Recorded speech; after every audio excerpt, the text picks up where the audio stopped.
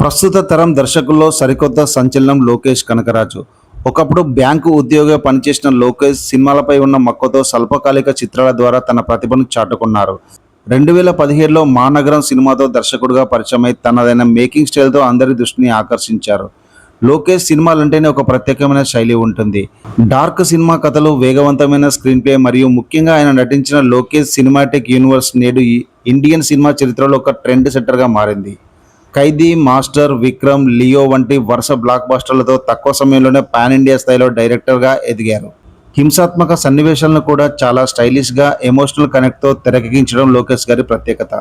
కథలో హీరో పాత్ర ఎంత పవర్ఫుల్గా ఉంటుందో విలన్ పాత్ర కూడా అంతే బలంగా ఉండేలా చూస్తారు. తన ప్రతి సినిమాలను కొత్తదనం చూపిస్తూ ప్రేక్షకుల అంచనాలను అందుకోవడం ఆయనకు అలవాటు. టాలీవుడ్ మరియు కోలీవుడ్లో ఆయన సినిమాలకు ఉన్న క్రేజ్ గురించి ప్రత్యేకంగా చెప్పక్కర్లేదు. ప్రయోగాత్మక చిత్రాలతో భారతీయ సినీ స్థాయిని పెంచుతున్న లోకేష్ కనగరాజ్ గురించి మీ అభిప్రాయం ఏంటో కింద కామెంట్ చేయండి.